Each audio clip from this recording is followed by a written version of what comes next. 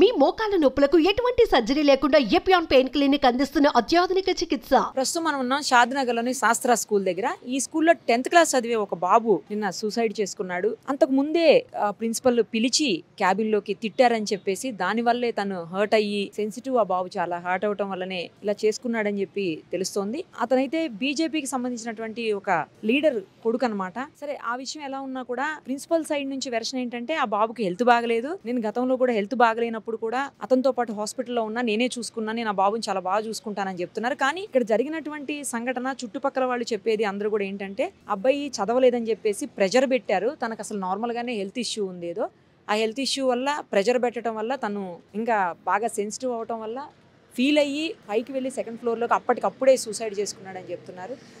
ఏదైనా దారుణమైనటువంటి సంఘటన 2nd ఫ్లోర్లోకి వెళ్ళి ఆ పిల్లోడు పడుతున్న విజువల్స్ చూస్తే ఎవరికైనా గుండె తరుక్కుపోతుంది. సీసీ కెమెరాలోవి నైట్ అంతా ఇక్కడ చాలా ధర్నాలు అయ్యాయి. ఏబీవీపీ ముఖ్యంగా వాళ్ళ ఆధ్వర్యంలోనే చాలా గొడవ చేశారు. ఆ తర్వాతనే ప్రిన్సిపల్ని అరెస్ట్ చేసి పోలీసులు కూడా పోలీస్ స్టేషన్ వరకు తీసుకుని వెళ్ళారు. ఇంకా బాబుకి పోస్ట్ మార్టం కూడా అవ్వలేదు. ఈ సంఘటన జరిగినటువంటి పరిస్థితి అంటే జరుగుతూ ఉంది పోస్ట్ మార్టం. ఈ సంఘటన జరిగిందని తెలిసిన తర్వాత వాళ్ళ మదర్కి కూడా హార్ట్ స్ట్రోక్ వచ్చిందంట.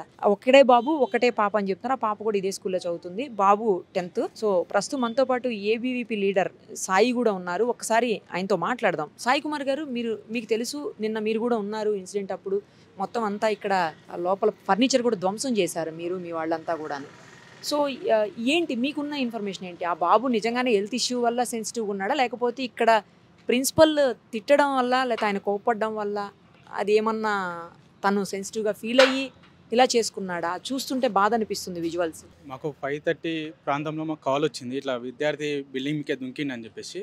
మేము ఇక్కడ వచ్చిన తర్వాత ప్రిన్సిపాల్ కానీ ఇక్కడ ఉన్న స్టాఫ్ కానీ ఎంక్వైరీ చేస్తే ఈరోజు మేము ఒక ప్రాజెక్ట్ విషయంలోనే మందలించామని చెప్పేసి చెప్తా ఉన్నారు. కానీ ఒక ప్రాజెక్ట్ విషయంలో అయితే అంత ఇబ్బంది పడే, జస్ట్ కింద మాట్లాడి పైకి వెళ్ళి డైరెక్ట్ ఒక 10 నిమిషాలు ఒక విద్యార్థి పైనకి ఎక్కి అంత ఇబ్బంది పడ్డాడు అంటే ఈరోజు మానసికంగా ఇబ్బంది పెట్టారు. కాబట్టి 10th క్లాస్ కాబట్టి ఈరోజు కార్పొరేటివ్లోనూ ఈరోజు మిగతా స్కూల్లోనూ టార్గెట్ పెట్టుకొని మార్క్స్ ఎక్కువ రావాలి, మా పిల్లలకి ఎక్కువ రావాలని పిల్లల మీద ఒత్తిడి తీసుకొచ్చింది.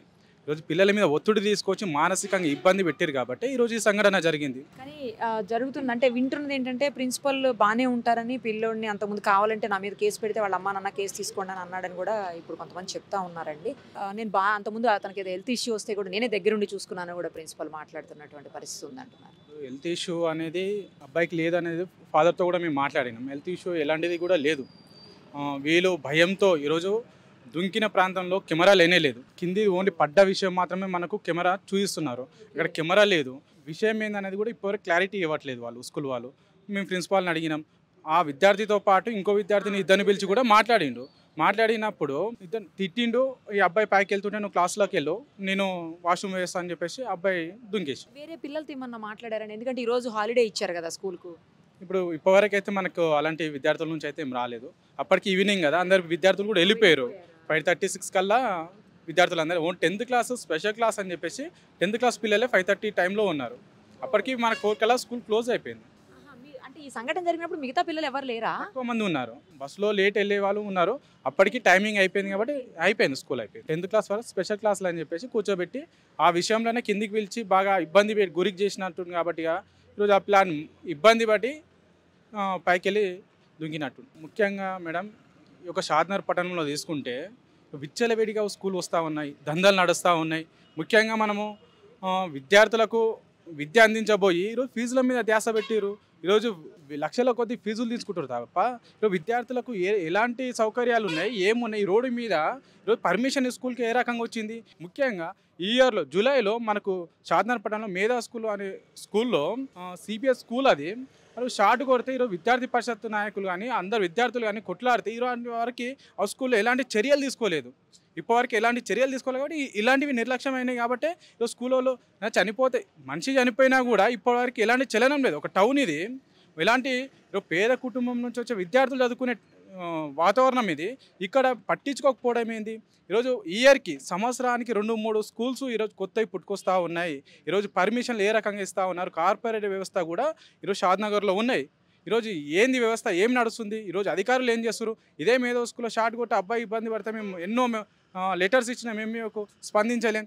అదే స్కూల్లో కొన్ని ఎఫ్ఐఆర్స్ ఉన్నాయని చెప్పేసి సోషల్ మీడియాలో బాగా వైరల్ అయింది, మీరు కూడా చూసి ఉండొచ్చు. ఆ విషయంలో కూడా సస్పెండ్ చేసినామని చెప్పేసి ఈరోజు ఎస్ఐ ముందు అందరి ముందర కూడా ఒక లెటర్ రాసిరు. కానీ ఈరోజు మళ్ళీ కంటిన్యూగా ఆ స్కూల్లో రన్ అవుతూ ఉంది. ఎంఈఓ కూడా చెప్పినాం, సార్ ఒక 9th క్లాస్ 10th క్లాస్ అమ్మాయిలు ఈరోజు గేటు దగ్గరకు వచ్చి ఐడి కార్డు ఇట్లా వాటని పట్టుకున్నాను చెప్పిన తర్వాత కూడా పట్టించుకోలే. ఈరోజు స్కూల్లో రన్ అవుతూ ఉన్నారు. ఈరోజు అధికారుల నిర్లక్ష్యమే కదా ఈరోజు విద్యార్థులు చనిపోవడానికి కారణము.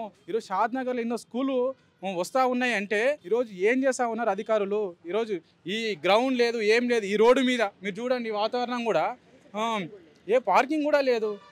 ఈరోజు ఓన్లీ డబ్బు కోసం మాత్రమే స్కూలు దందా నడిపిస్తూ ఉన్నారు. చూసారు కదా, స్కూల్లోకి అయితే ప్రస్తుతం మనల్ని అలౌ చేయట్లేదు. అడిగితే పోలీసులు ఏం చెప్తున్నారంటే క్లూస్ టీమ్ రావాలని. ఆల్రెడీ నైట్ ఒక క్లూస్ టీమ్ వచ్చిపోయిందంట, మళ్ళీ ఇంకో క్లూస్ టీమ్ వస్తుందని చెప్తున్నారు. ఇంకోసారి ఈ బిల్డింగ్ కూడా ఒక్కసారి మీరు చూడండి, మొత్తం కమర్షియల్ ఎస్టాబ్లిష్మెంట్స్ ఉన్నాయి. బిల్డింగ్లో పైన అంతా కూడా కమర్షియల్గా నడుస్తూ ఉంది.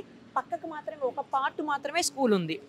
ఆ స్కూల్లో నాకు తెలిసి అసలు గాలి వెలుతురు కూడా సరిగ్గా వచ్చేటువంటి పరిస్థితులు లేవు. ఇందాకే మనకి సాయి గారు చెప్పినట్లు ఎలా పడితే అలా పర్మిషన్స్ ఇచ్చేయటం, ఇక్కడ కనీసం పార్కింగ్ లేదు. లోపలికి ఎంట్రీ కూడా చూడండి ఎంత తక్కువ ఎంట్రీ ఉందో. ఆ తర్వాత అక్కడ స్టెప్స్ అవన్నీ కూడా చాలా కంజెస్టెడ్గా ఉన్నాయి. లోపలికి వెళ్తే ఇవన్నీ చూస్తామనో మరి లేకపోతే ఇంకా ఏ రీజనో తెలియదు కానీ లోపలికి అయితే అలౌ చేయట్లేదు.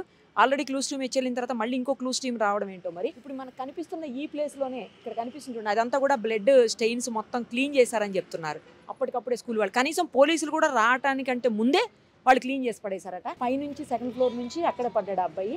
కింద ఉన్న సీసీ కెమెరాలు రికార్డ్ అయిన తప్పించి పైన సీసీ కెమెరా కూడా లేదు. యాక్చువల్లీ పైన ఒక సీసీ కెమెరా ఉన్నా తను వచ్చేది అవన్నీ కూడా రికార్డ్ అయ్యాయి, ఏం జరిగింది అనేది కొంచెం ఇంకా క్లారిటీ వచ్చి ఉండేది.